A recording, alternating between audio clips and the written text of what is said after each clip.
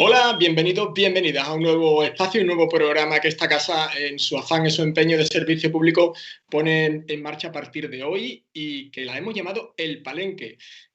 No hay ningún problema, en confesar el porqué de este nombre, y es que tenemos que acudir al año 92, cuando Andalucía dio al mundo esa maravillosa exposición universal desde Sevilla. Había un recinto allí llamado El Palenque, con un gran aforo de más de 1000 personas, que se convirtió al final en un punto de encuentro para el intercambio de ideas, para reflexiones, para intentar de encontrar respuestas a asuntos que nos conciernen. Bueno, pues haciendo honor a esa exposición universal de Sevilla del año 92, pensando un nombre para este espacio, pues se le adjudicó El Palenque, que comienza para buscar, como decía, respuestas a este tema que nos está ocurriendo debido a una pandemia, el COVID-19, y que nos tiene, pues como ya saben, confinados en previsión de una serie de fases llamadas de desescalada.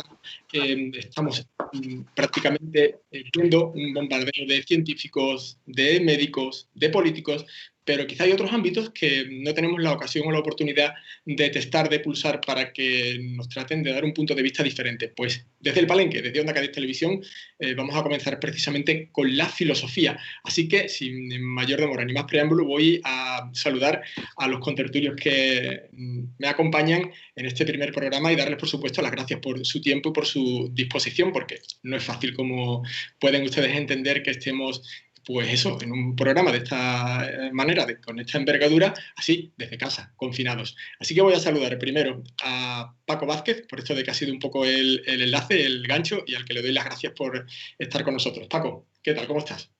Hola, buenas tardes. ¿Qué tal, Enrique? Bueno, pues un placer tenerte. Decir que Paco Vázquez, Francisco Vázquez, es filósofo e historiador, es catedrático de la Universidad de Cádiz bueno, que estoy seguro que tiene muchas cosas que contarnos al respecto de lo que estamos comentando, ¿no? En buscar esas respuestas a tantas preguntas que nos conciernen desde el ámbito de la filosofía. Paco, voy a saludar, si te parece, también a una compañera que nos acompaña también en esta tertulia. ¿Te parece? Muy bien. Bueno, pues saludo también a Carmen Pérez Rodríguez. Carmen, ¿qué tal? Bien, gracias Enrique, bien. Un placer, ¿eh? No sé si he introducido bien, desde vuestra óptica, desde vuestra visión de la filosofía, el objetivo de esta charla, y si no, tú me corriges, ¿eh? No, estupendo. El Palenque, el lugar de encuentro, estupendo. Eso es. Bueno, pues deciros que Carmen es licenciada en filosofía y además es la directora de la Escuela de Danza de la UCA, de la Universidad de Cádiz. Ah, sí, me encanta. Además, hoy precisamente, Enrique, bueno, hoy que estamos grabando esto, no sé cuándo se emitirá, pero es el Día de la Danza, el 29 de abril, ¿eh? ¿Eso es? Es hoy, es el Día de la Danza. Pues Así que lo estamos hay que celebrando. felicitarse. Eso es, nada, un placer, ¿eh? Felicidades de antemano. Gracias. Bueno, nos acompaña también, que es la tercera persona a la que tenemos el placer de saludar y que nos acompaña en este programa, en este palenque, que se trata de Ildefonso Márquez Perales. Ildefonso, ¿qué tal? ¿Cómo estás? Muy bien, muchas gracias por haberme invitado. Pues nada, el placer es nuestro. Ildefonso es profesor de Sociología en la Universidad de Sevilla, entre otras cosas. Sí, correcto. Aunque soy gaditano. Bueno, está bien, ¿no? Ya sabes aquello que decía Fernando Villalón: el mundo se divide en dos, Cádiz y Sevilla. Sí. Bueno, pues yo creo que podemos arrancar, si os parece, ¿no? Con esta charla, con este intercambio de ideas. Vosotros y vosotras vais a ser los que llevéis el mando, porque sois los que domináis el tema y el asunto, y se trata un poco básicamente de encontrar respuestas a lo que está ocurriendo, a esta pandemia, a este aislamiento, a esta situación tan novedosa, tan inédita, tan dramática, tan trágica incluso, que, pues, claro, vemos a los médicos, vemos a los científicos, vemos a los políticos, pero todavía creo que no hay muchos filósofos, o la filosofía no se ha pronunciado de una manera clara sobre lo que está ocurriendo. ¿Qué puede aportar la filosofía en estos momentos? Paco, por ejemplo. Sí, bien. Yo creo que en estos tiempos de inundación de información a través de los medios, a través de las redes sociales, de opiniones e informaciones muy apresuradas, yo creo que lo que aporta la filosofía, sobre todo, es una cierta distancia reflexiva, un pensamiento complejo, un pensamiento que intenta contextualizar los problemas y que tiene desde luego como foco la actualidad, lo que nos pasa. De hecho, este es un punto de unión entre la filosofía y el periodismo. Desde la Ilustración, la filosofía se pregunta por qué significa lo que nos está pasando. Y, de hecho, grandes filósofos desde esa época han sido periodistas al mismo tiempo, ¿no? Pienso, por ejemplo, en Hannah Arendt y en el reportaje que hizo para el New Yorker sobre el caso Eichmann. Bueno, pues concretando, yo creo que la mirada de la filosofía, los focos, la luz de la filosofía, son parecidos a los del periodismo, pero apuntan a más lejos. Se pregunta, una tarea de filosofía es preguntarse por el significado que un acontecimiento como la pandemia que estamos viviendo puede tener para la historia universal, porque es un acontecimiento, digamos, planetario. Y luego también, en qué medida ese acontecimiento es como una especie de sismógrafo, es un revelador de las contradicciones, de las tensiones y de los desafíos ante los que se sitúa nuestra sociedad. La filosofía ahí yo creo que lo que debe proporcionar es una especie de mapa conceptual, una respuesta a largo plazo, o por decirlo con una metáfora que se pueda entender, una especie de mascarilla intelectual, de mascarilla cognitiva. Carmen y Ildefonso, ni que decir tiene que podéis intervenir cuando queráis. Es decir, que esto se trata de que hagamos un intercambio de ideas, mucho más que una pregunta respuesta, ¿eh? Ok, perfecto. Con lo cual, no sé si queréis aportar algo más, ¿no? Sí, bueno, pregunta un poco Ildefonso, sí, continúa tú, Ildefonso, Okay. después de este despliegue que ya nos ha hecho Paco en la mesa. Ok, bueno, cuando yo enseño sociología en la facultad, los alumnos siempre identifican la sociología con la filosofía, porque en gran parte son ciencias, o sea, uno es una ciencia y otra es un saber, pero comparten mucho terreno. Pero la diferencia que hay entre la ciencia, y yo creo que a nuestros espectadores les viene bien conocerlo si no lo saben, la diferencia que hay entre la ciencia y la filosofía es que la ciencia se preocupa sobre lo que hay, sobre lo que es, mientras que la filosofía se encarga del deber ser. Entonces, la filosofía política, por ejemplo, se encarga de las sociedades, de preguntarnos por las sociedades a las que podemos llegar, porque está claro que la forma de administrar las cosas en esta crisis del COVID-19 han sido muy erróneas en el sentido de que hemos tenido que prácticamente paralizar la humanidad como consecuencia de un virus. ¿Por qué? Porque confiamos en que podemos resolverlo atendiendo a las armas de la ciencia y se han dado cuenta que las armas de la ciencia no son suficientes. Para erradicar los virus necesitamos de la participación de la filosofía y preguntarnos sobre dónde queremos llegar con la sociedad que construimos día a día. Ese es un terreno exclusivamente del pensamiento político-filosófico. En consecuencia, la filosofía tiene todo que decir en esta pandemia. Y pongo un solo ejemplo. Los estados nacionales son entidades que nos sirvan actualmente para administrar las cosas de forma eficiente. Parece ser que no. Parece ser que los estados nacionales se topan con un problema, cuando se topan con un problema global, son enormemente ineficientes. Por lo tanto, yo creo que actualmente tenemos que pensar a dónde queremos ir y tenemos que pensar en la filosofía porque es el único saber que nos dota de cierta digamos, complejidad para abordar las cosas de una forma racional. Carmen. Sí, bueno, pues nada, súper fácil porque sigo simplemente el trazado por parte de Paco y después sigo con Ildefonso. Efectivamente, me ha encantado eso, digamos, este planteamiento donde, bueno, por supuesto, el acontecimiento que nos hace donde estamos. Y digamos, o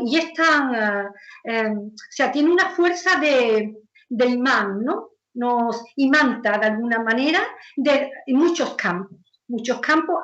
Estamos pendientes ahí, ya te digo, vamos, sociología, clínica, laboral, economía, es que se convierte en una especie de eje, de convocatoria para todos.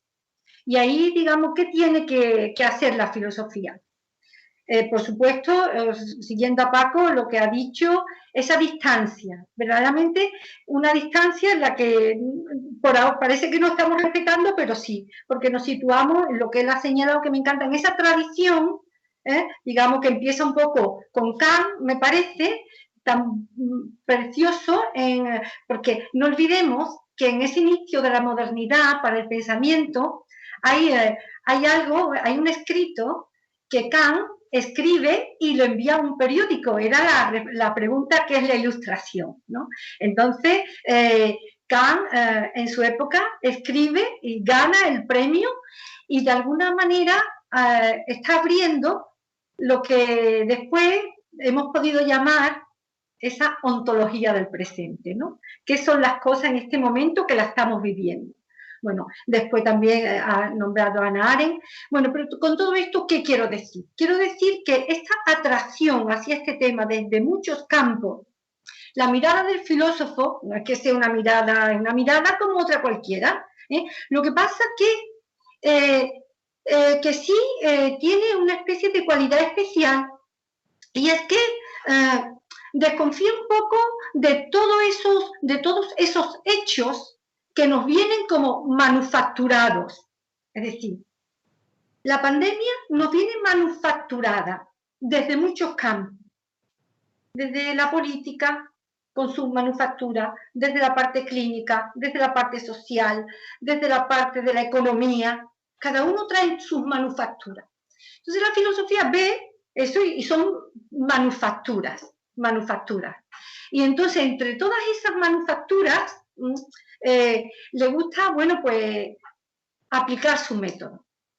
Su método, digamos, como de mirada crítica y digamos, y a ello se pone.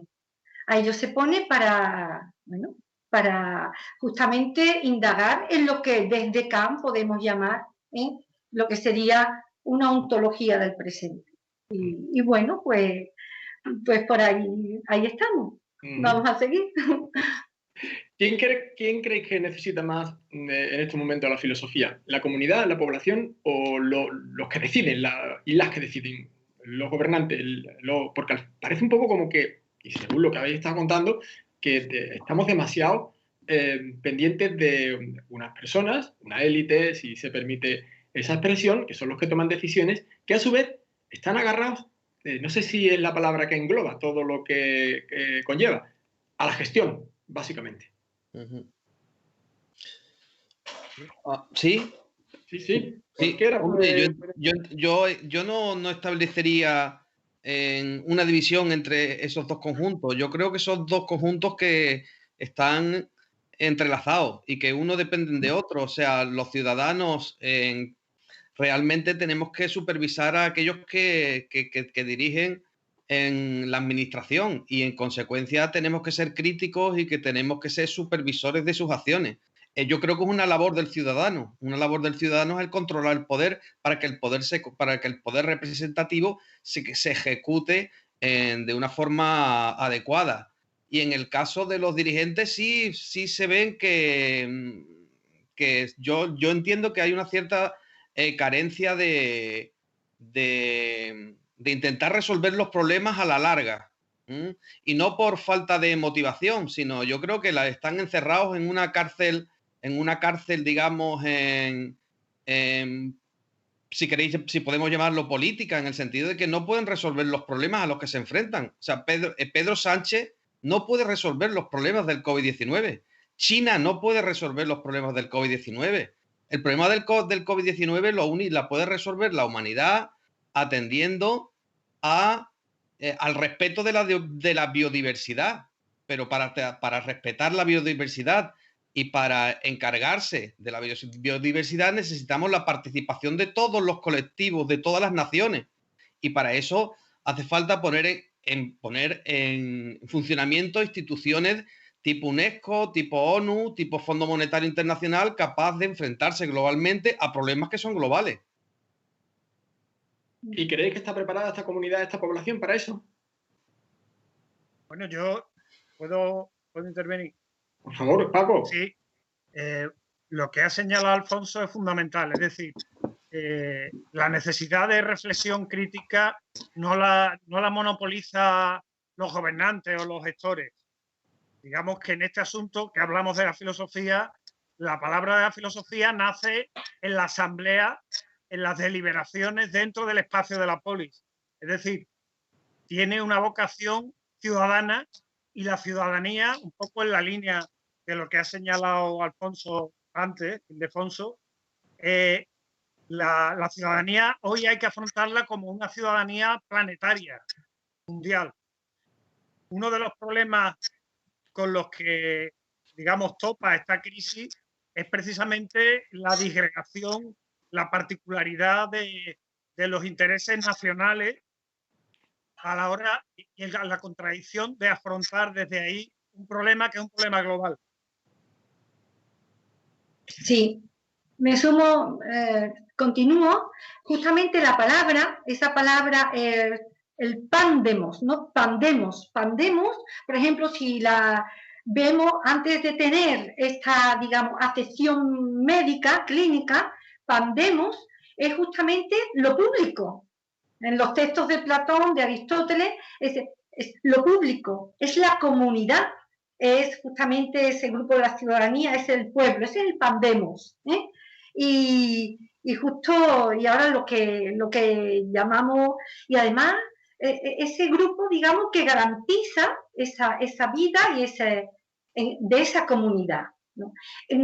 Y ahora mismo, digamos, estamos totalmente en esta acepción, ¿no? En esta inversión, este significado así como enfermedad de la pandemia, ¿no?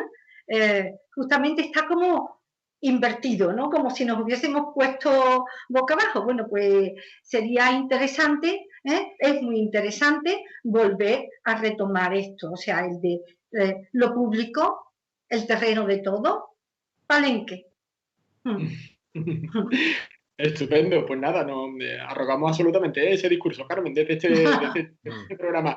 ¿Creéis que, siguiendo un poco, ¿no?, con el discurso, creéis que la comunidad, la población, después de esta pandemia, que esperemos, ¿no?, y deseemos que termine con el mayor éxito posible dentro de la tragedia que supone todas esas pérdidas y todos esos afectados y afectadas que estamos viendo, ¿creéis que la comunidad, la población, olvidará este momento y seguirá como antes de, o esto es como aquel que dice un hito que va a suponer desde el punto de vista, mira, Ildefonso, sociológico, cambios en el futuro?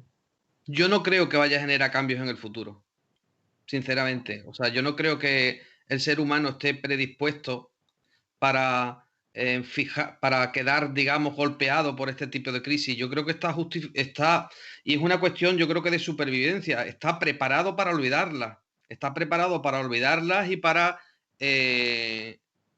anteponerse para que el presente lo inunde. No creo yo que el pasado, o sea, cuando por ejemplo se hacen las típicas explicaciones históricas de que los alemanes, por ejemplo, controlan la inflación porque tuvieron la crisis del año 30 muy gorda, yo creo que no. O sea, los alemanes controlan la inflación por otras razones distintas que la crisis de los años 30, de la inflación de los años 30. Yo creo que estamos preparados, tenemos una disposición a reponernos muy rápido de las cosas que pasan, y para reponernos de las cosas que pasan necesitamos olvidar. Es decir, no creo yo que vaya a dejar ningún tipo de consecuencias nos vamos a volver a socializar de la misma manera que en el pasado. Y es una pena porque deberíamos de aprender de que necesitamos enfrentarnos, quizá en el futuro tengamos que enfrentar a un problema similar, y deberíamos de institucionalmente poner los remedios para que la próxima vez que ocurra tengamos armas efectivas, que actualmente no disponemos de ellas. Paco, Carmen, no sé si queréis añadir algo. Sí, Paco. Sí, yo creo que este acontecimiento no hay que verlo como una especie de motor causal que nos va a mover en una dirección o en otra. Este acontecimiento más bien es como un sismógrafo. Indica cuáles son los desafíos y los escenarios con los que se enfrenta nuestra sociedad. Y ahí uno de ellos tiene que ver con el hecho de que esta crisis deriva directamente como sabemos, de un proceso de contagio entre especies. Un proceso que implica la destrucción de la biodiversidad y de los ecosistemas de una serie de especies que son huéspedes de virus que al eliminar esos ecosistemas, esos virus pasan a nosotros. Y esto implica ser consciente del peligro que implica el desarrollo de la agroindustria, la deforestación, los procesos de destrucción de los ecosistemas diferentes, y eso nos pone ante un primer desafío, que es: ¿vamos a continuar con una economía basada en el crecimiento ilimitado, fundada en la destrucción del entorno y un sistema de vida asentado en el consumo compulsivo? ¿O vamos a asumir la necesidad, no diría yo de una nueva normalidad, sino de una nueva sobriedad, que es lo que implica asumir los acuerdos internacionales de las cumbres relacionadas con el cambio climático? Claro. Ese es uno de los desafíos. El segundo tiene que ver, que es otra contradicción que pone de relieve esta crisis, es la necesidad de recuperar el sentido de la comunidad y de lo público. Por un lado, parece que esta crisis ha puesto en entredicho ese modo, este estilo de vida fundado en el individualismo posesivo, en el individualismo inmunitario, que se revela muchas veces en esos procesos de hostilidad y de miedo que se dan cuando, por ejemplo, nos encontramos sanitarios o trabajadores que son estigmatizados por sus propios vecinos por ser portadores del contagio. Y por otro lado, personas que están expuestas a la muerte, expuestas mucho más que otras, justamente por ese don hacia la comunidad. Entonces, recuperamos un sentido de construcción de la comunidad, o seguimos en ese repliegue individualista de la cultura en la que hemos estado, en la que vivimos todos estos años. Y al mismo tiempo, una recuperación de lo público frente a la idea que se nos ha predicado desde los años 80 de que el Estado-Nación estaba muerto. Parece que ha vuelto el Leviatán como una única instancia que nos permite protegernos ante un proceso pandémico como este, ¿no? Entonces, ahí tenemos una serie de desafíos. Somos nosotros los que tenemos que elegir. ¿Vamos a ir en esa dirección o vamos a ir a otra? Pero no es el acontecimiento de la pandemia lo que nos va a impulsar. La pandemia lo que hace es poner esas contradicciones mucho más en carne viva, por así decirlo.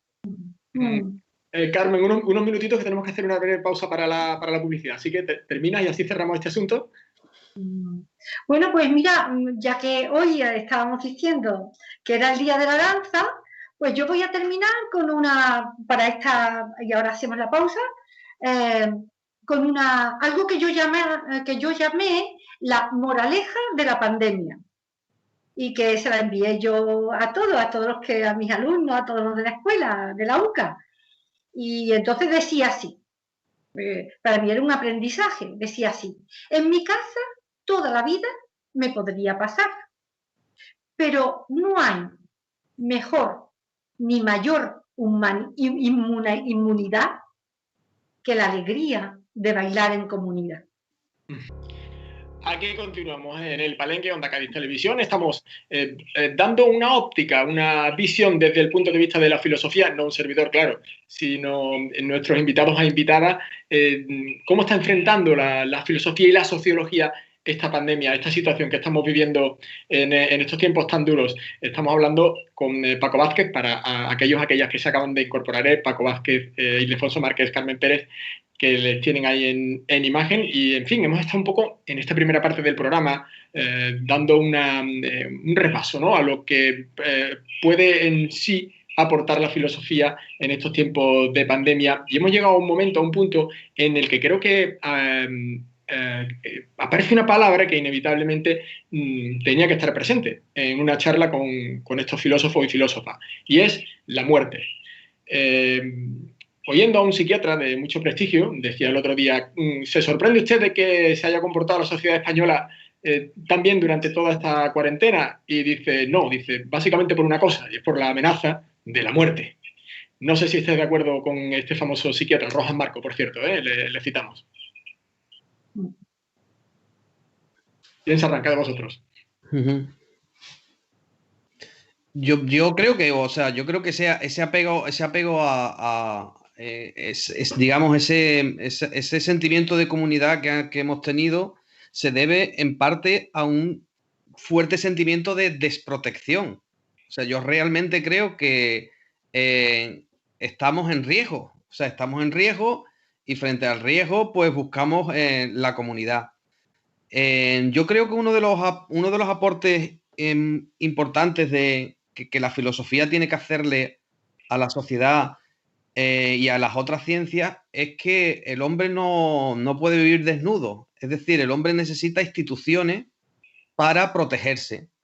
Necesita el hombre no... Yo recuerdo la frase de Margaret Thatcher que explicaba muy bien lo que es la explicación del hombre desnudo, era que decía, la sociedad no existe, existen los individuos y sus familias. Como diciendo, no, más allá de los individuos y sus familias, no existe nada más. Este modelo, ¿vale? Yo creo que está totalmente... tiene ya muy poco recorrido. Hoy en día necesitamos instituciones. Para crear instituciones necesitamos ponernos en comunidad, y para ponernos en comunidad y crear instituciones para que podamos sentirnos protegidos. Y yo creo que esa falta de protección es la que ha generado esta, digamos, explosión de solidaridad o de cariño. Pero no es más que, yo lo entiendo como una consecuencia del miedo. Una consecuencia del miedo. Igual que seguramente cuando se abran los templos y cuando se abran los distintos centros religiosos, seguramente encontraremos un rebrote, un rebrote de este tipo de creencias, porque son creencias que nos congratulan con lo que nos va a suceder, nos dan un espacio, pero no es más que miedo, yo lo entiendo así. Es decir, podemos cambiar la palabra miedo, muerte por miedo, ¿no? Yo entiendo que sí. Sí, sobre la muerte, yo diría que la estamos experimentando, pero de manera muy distinta. Por una parte, están aquellas personas confinadas que no han perdido a familiares, que tienen una relación, que están sanas, perdón, y que tienen una relación mucho más indirecta con la muerte. Ven los féretros en los polideportivos, en televisión. Pero luego están aquellas personas en contacto y expuestas directamente a la muerte por el riesgo que asumen. Por supuesto, los sanitarios, que la están viendo todos los días. También las personas que han perdido a un familiar o a alguien querido. Pero también todos aquellos trabajadores, no sé, desde los temporeros de la fresa en Huelva hasta las cajeras de supermercados, que están con un riesgo mucho mayor que las personas que están confinadas. Y luego hay otra dimensión de la muerte, que es la de la soledad de los moribundos, como la llamaba el sociólogo Norbert Elias. En la muerte lo peor es experimentar ese tránsito sin darle ningún sentido, es decir, sin estar acompañado. Y ese es un fenómeno, una experiencia que desgraciadamente se está dando, a pesar de que se intenta paliar y los sanitarios intentan acompañar a la persona que está en ese trance, pero una de las tragedias mayores de esta crisis es la cantidad de personas que están muriendo en absoluta soledad. Eso es espantoso, desde luego. Sí. Sí. Adelante, Carmen. Sí. Bueno, y además decir, digamos, la muerte, quiera que no, pues, bueno, por supuesto, nos ha visitado. O sea, nos ha visitado y ha recorrido y recorre, ¿no? nuestra sociedad. Y todavía, o sea, mucho más patente, porque de alguna manera, en los últimos tiempos, Pensemos en la muerte. Por ejemplo, hace tiempo, hace a lo mejor un siglo, no más, cómo se moría en la propia casa. La muerte estaba acogida dentro de lo que era la ciudad, su centro de ciudad, la casa, pero digamos en nuestros devenires, tanatorios, lo que sea, pues cómo se fue, digamos, como diría Foucault, en lugares otros, ¿no? Entonces se fue como, aquí normalmente está como desplazada, muere, pero es el tanatorio, ya, todo diferente, está en otros espacios. De pronto, y estábamos en esa costumbre. Frente a eso, ¡pua! Hay un pito de otra manera, ¿no? Avasalladoramente, ¿no? Se ha paseado por la ciudad y sobre todo, desgraciadamente, por las grandes ciudades, ¿no? Las metrópolis, parece que han sido además, son como las más castigadas. Bueno, entonces el contraste ha sido grande. Y por lo demás, también, eso simplemente señalarlo. Y decirlo ahora, porque en las preguntas que nos sugería, lo voy a decir ahora porque así es más fuerte. La última era si era posible el humor en esta situación, en esta pandemia. Pues yo quiero señalar como un rasgo del peor, pero no me puedo yo imaginar que pueda ser otra cosa, sino un rasgo del peor humor negro. Por ejemplo, enunciados que hemos escuchado, discursos que se han dicho y que se han puesto en periódico y se han dicho, ¿no? Por ejemplo, que respiradores y demás y otro material pues estarían reservados y allí, más allá de los 80 y demás, pues ya quedaban como desahuciados, ¿no? Bueno, pues bueno, esa manera de irrumpir, esa manera también de ser recibida, que como dice Paco, pues son mapas que nos retratan, ¿no? La sociedad, nos retratan. Bueno, vivimos en una sociedad muy visible. Lo digo porque cualquiera pone un post en una red social y puede llegar a tener, bueno, pues muchísima visibilidad, muchísimo retrato, ¿no? Si me permite, Carmen, que utilice su misma expresión. Sí. ¿A qué punto está cambiando? Porque claro, sí, en la época, en la peste de Atenas, o hace 200 años, la que asoló a la Cádiz asediada, pero es verdad que no, sí, claro. Aquí la tengo, Enrique, es la peste de Atenas descrita por Tucídides, ¿no? Que he estado yo, aquí está la peste de Atenas, sí. Habla de ella. Ahora hablaremos de algunas recomendaciones de lectura, que no queremos... Acabas tú hablando de la peste de Atenas, ¿qué decías de esa peste de Atenas? Decía un poco, ¿no? Que las redes sociales hoy en día cualquiera se retrata, ¿no? Con esas redes sociales. ¿Creéis que estamos demasiado pendientes de esas redes sociales? No tanto de las nuestras, sino de nuestros iconos.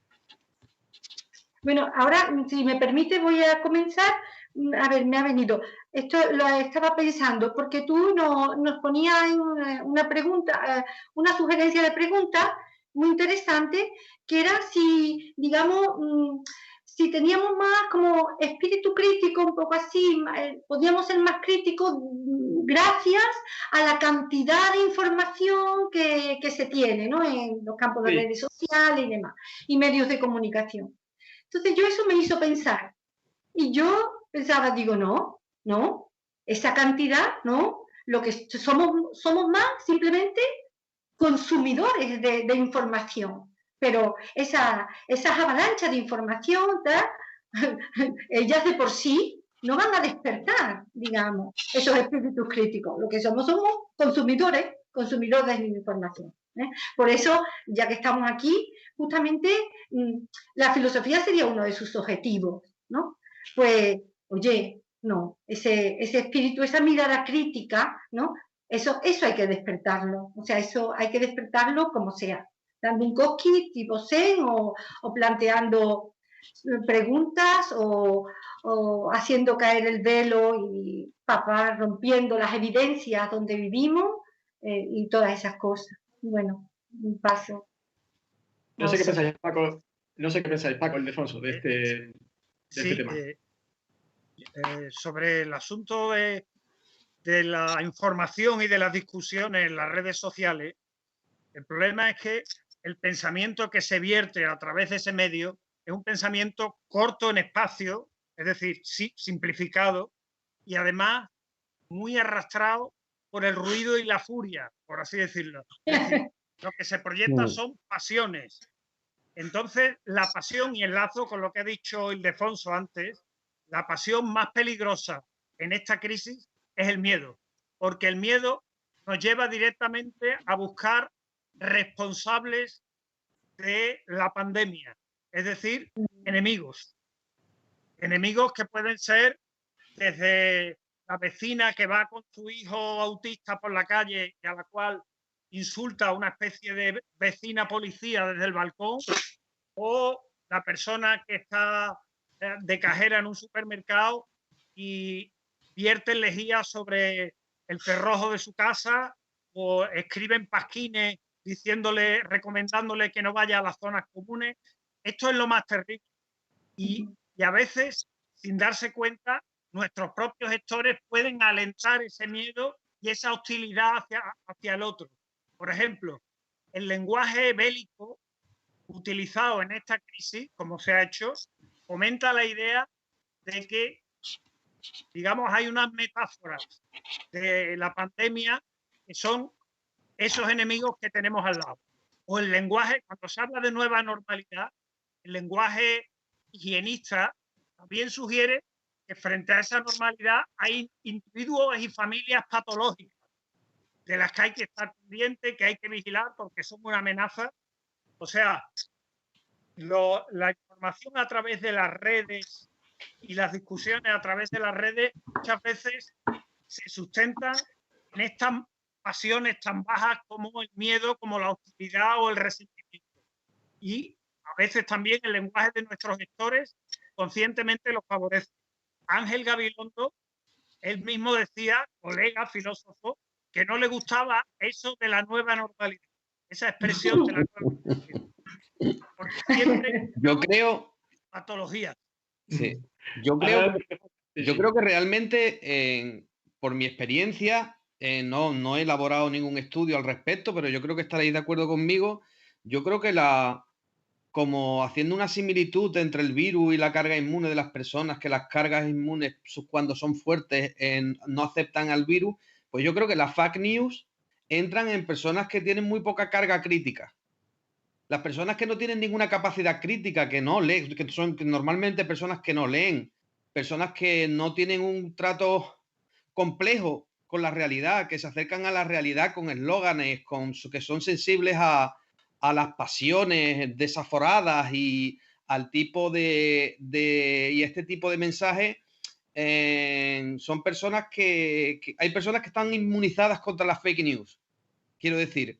Y eso precisamente lo saben las empresas. O sea, por ejemplo, en la Inglaterra del Brexit, o los rusos con Trump en Estados Unidos, sabían perfectamente que había un cierto mensaje falso que calaba directamente en los huesos de cierta parte de la población. Y calaba, ¿por qué? Porque no tenían capacidad crítica. Esto queda un engreimiento muy ilustrado, ¿no? Pero no, es así. O sea, hay personas que leen los mensajes, todo el mundo tenemos en Facebook un amigo, o en las redes sociales algún amigo, algún tío, algún primo que cuelga cosas en Facebook que tú piensas, pero ¿cómo se la puede haber tragado? ¿Cómo se puede haber tragado esta? Es que es increíble. Además son siempre el mismo tipo de mensaje, no importa que sea Estados Unidos, Inglaterra o España. Pero ciudadanos sin capacidad crítica son ciudadanos sensibles a las fake news y sensibles, por lo tanto, a considerar que la realidad que podemos tener con la realidad un trato simple y simplista. Es decir, si nosotros analizamos cuáles son las causas del COVID-19, las causas son multifactoriales. Son multifactoriales y son complejas. Por mucho que queramos culpar a la gente, a las instituciones, tenemos que abordarlas de forma, como se dice en sociología o en estadística, multifactorial. Y esto no se puede abordar con una de estos simples. Yo creo que las fake news están haciendo mucho daño a la democracia, pero la culpa no la tiene la democracia en sí, sino la culpa la tiene la democracia que no está preparando ciudadanos críticos. Una democracia un poco pueril, ¿no? Sí. Y mira que llevamos tiempo ya, desde los tiempos de Pericles, si se permite, todos los matices que habría que añadir a eso. Que vosotros que imagino que conoceréis muy bien aquella época. La tesis que Pericles murió de una pandemia, ¿no? De una epidemia de peste. Claro. Hay que recordar. También me tocaron. Sí. Bueno, pues yo para rematar también, que es un término taurino y flamenco también de la danza, pues voy a traer a colación una frase, un pequeño párrafo de alguien que ha sido homenajeado en estos días, porque no hace mucho fue el Día del Libro, y la Junta se lo dedicó a Emilio Lledó, ¿no? A Emilio Lledó, y yo estuve hojeando escritos de Lledó tan interesantes, y entre las cosas que apunté, pues está esta frase que con respecto a estas falsas noticias, este uso, digamos, como ha dicho, de engreimiento ilustrado, ¿no? Que me ha encantado, del Ildefonso, ¿no? Y es de Lledó, pero él dice, empieza por algo positivo, dice: todavía creemos en la libertad de pensar, condición previa, esta libertad de pensar es la condición previa para la libertad del poder decir, del expresar. Podemos escapar así del cerco social con que los medios y la política de los profesionales del engaño, o lo que es peor, yo diría, de las insulsas tonterías, pretenden someter a la vida colectiva, ¿no? Esto es de Lledó, mira qué bonito. Qué bonito. Pues sí. Bueno, ahora nos recomendaréis, por cierto, alguna lectura de las que estéis consumiendo vosotros y vosotras. Digo porque, claro, no sé si estáis leyendo filosofía o sociología en estos tiempos de encierro. Paco. Sí, bueno, yo no ya por mi trabajo, sino por gusto, por placer, estoy aprovechando para leer muchísimo. Y precisamente una de las lecturas, o una parte de la lectura, tiene que ver con una de las preguntas que sugeríais, que es si digamos, esta crisis no está evidenciando la aparición de unos individuos encapsulados, teletrabajando, teleconsumiendo, distanciados de los demás, sujetos casi sin cuerpo, y hasta qué punto se equiparan digamos, a la utopía del transhumanismo, ¿no? Del transhumanismo. El transhumanismo es un movimiento que entiende que gracias al desarrollo de las biotecnologías vamos a poder superar, vamos a poder diseñar, gracias a la biología sintética, organismos perfectos, vamos a poder elegir niños sobre catálogos, vamos a poder superar la muerte, la enfermedad, vamos a poder incluso colonizar otros planetas. Bien, yo creo que esa utopía, desde luego, el coronavirus significa un shock tremendo, porque lo que muestra es nuestra fragilidad y nuestra condición plenamente corporal, plenamente carnal. Es decir, estamos con ensoñaciones de superar la muerte y la enfermedad, y nos viene de pronto una epidemia que parece reactivar las peores pesadillas de siglos casi medievales. Aunque esta pandemia no es un accidente natural, es resultado de la propia tecnonaturaleza que nosotros hemos fabricado, ¿no? Dije antes, es el resultado de la eliminación de buena parte de la biodiversidad y de los ecosistemas de nuestro planeta. Bueno, danos un título, Paco, antes de terminar, de un libro para que, en fin. Bueno, yo uno solamente, ¿no? Yo recomendaría este texto que he traído de Roberto Espósito, que se titula Munitas, lo voy a poner, no sé si se ve. Sí. Perfectamente.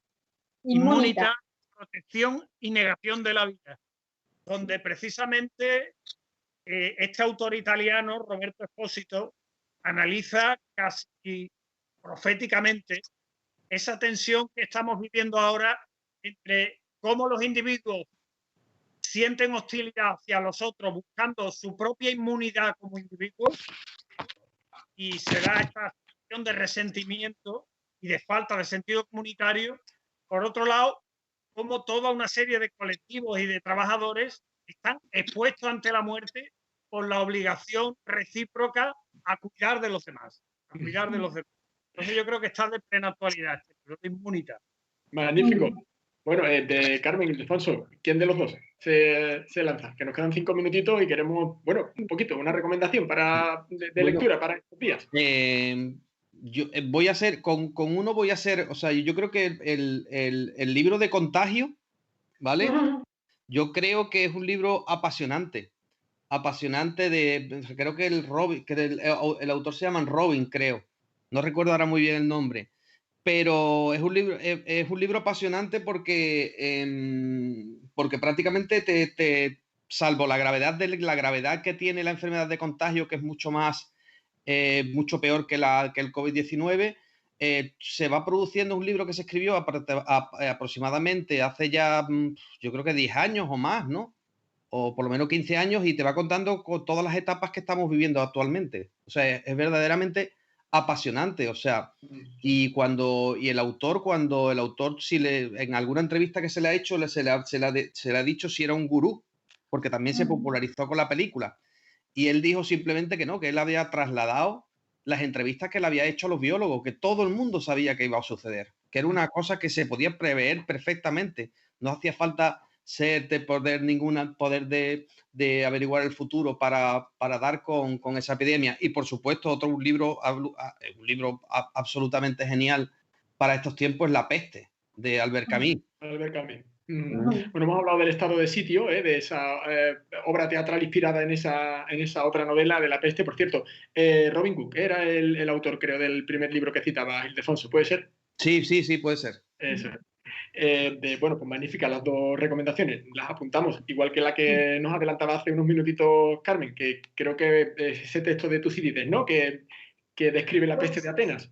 Bueno, sí, yo tenía aquí, había traído unos cuantos, Sí. Bueno, esto sí, digamos, Tucídides, bueno, vamos, que es un clásico, es un y por supuesto, muy interesante. Yo, porque en estos días, pues me he ido, como decía Paco, que lo nuestro es la distancia, me fui lo más lejos que pude en estos temas y me fui hasta Tucídides con esta descripción tan maravillosa de la peste de Atenas, que, bueno, que pidió un programa, ¿no? Y más de un programa para él, para no hablar así como rápidamente. Es maravilloso, digamos, en su descripción, en lo que pasa después, en esos discursos que Pericles, digamos, dirige al pueblo, porque podemos ir viendo en esa democracia ateniense los valores en los que se sustentaba esa sociedad. Que si nosotros ahora hacemos una comparación, digamos, ¿qué han devenido? ¿Qué han pasado con esos valores? ¿Cómo de nuevo se han invertido, se han trastocado? Que son, digamos, hablábamos nosotros de métodos filosóficos, por ejemplo, la genealogía como un método filosófico nos permite hacer esas lecturas digamos, en la línea de los valores, ¿no? que están a la base de una sociedad y podemos ver y establecer pues, esos contrastes, ¿no? que ha pasado con nosotros. Vale, pues ese es uno. Pero además yo tenía, esto es un detallito, este es un detallito, a ver dónde está, que yo lo tenía aquí todo. Este es un detallito para mi querido amigo Francisco Vázquez, Paco. Yo quiero aconsejar este libro también. Este es uno de los últimos que ha escrito Paco y justamente ronda en torno al pensamiento y la obra de George Cantley. ¿Qué pasa? Porque una de tus preguntas, Enrique, sí, era que justamente, no me acuerdo cuál era, pero era cómo la ciencia... o sea, se planteaba como que la ciencia podía dar en este momento respuesta adecuada, estaba como más preparada, ¿no? ¿Y qué pasaba? ¿Y qué pasaba con la filosofía? Por ejemplo, tenemos aquí el caso de Canguilhem, que es médico, filósofo, y que lo aconsejo por lo siguiente. Porque ya Paco me ha dicho, yo te voy a regalar uno si tú lo aconsejas. Pero aparte de eso, que ya está regalado, es porque aquí, ahora con la nueva normalidad, esa nueva normalidad de la que nos hablan, pues Paco analiza aquí justamente ese concepto de normalidad frente a lo patológico y cómo la cuña Cangrigén digamos, y con la que él trabaja, y es muy gracioso porque una vez que se lee y se comprende, podemos, cuando escuchamos eso de nueva normalidad, pues reírnos como si fuese un chiste de Lepe, vamos, casi. Pues aconsejo también quiero otro gran amigo nuestro, eso es, de Antonio. Nos queda un minutito. Eso es. Dime. No, digo que nos queda un minutito. Venga, este es de Antonio Campillo. Antonio Campillo, amigo nuestro, filósofo, ha estado mucho tiempo al frente de la Red Española de Filosofía y es un libro magnífico también. Pequeño, dice, Un lugar en el mundo se llama. Trata sobre la justicia espacial y el derecho a la ciudad. Digamos, vamos a tomarlo un poco como estudio histórico y como recetas de lo que nos hace falta, que es de un buen hacer, por parte de todos, ¿no? Bueno, pues eso. Nos quedamos con ese mensaje y también nos quedamos sin tiempo y con muchos temas que nos hubiese gustado tratar en este palenque, pero ya sabéis que en televisión el tiempo no es oro, es gloria. Así que tenemos que marchar. Oye, por cierto, Carmen, me lo has dejado votando. Es que mañana en Abre Telón, uno de los programas que dedicamos al noble arte del teatro, hablamos sobre Tucídides y cómo ha incidido en Sófocles y en ese Edipo Rey. En este caso, bueno, la obra comienza con la peste sobre Tebas, que está inspirada, parece ser, en la peste de Atenas. Es decir, que tenemos que hacernos también autopromoción, si no lo permites. Sí, claro. Bueno, y daros las gracias, Paco Vázquez y Ildefonso Márquez. A ti. Y por supuesto también a Carmen Pérez. Ha sido un placer y de verdad que nos quedamos con ganas de oíros mucho más. Pero bueno, si os parece, ya que habéis hablado de muchos temas y de autores, decía Shakespeare en El Rey Lear, que creo que también es una lectura recomendada, aquello de que naturaleza eres mi diosa, a tu ley mi servicio se consagra. Y es que vemos que somos también, como decía Shakespeare, como moscas en manos de niños, ¿no? Cuando ocurren estas situaciones de pandemia. Lo dicho, muchísimas gracias a los tres y nos vemos muy pronto. Muchas gracias. Seguimos viéndonos, por supuesto, en el palenque. Muchas gracias por habernos seguido y bueno, la semana que viene volveremos con otra óptica, otro tema desde aquí, desde este lugar de encuentro. Vale, gracias.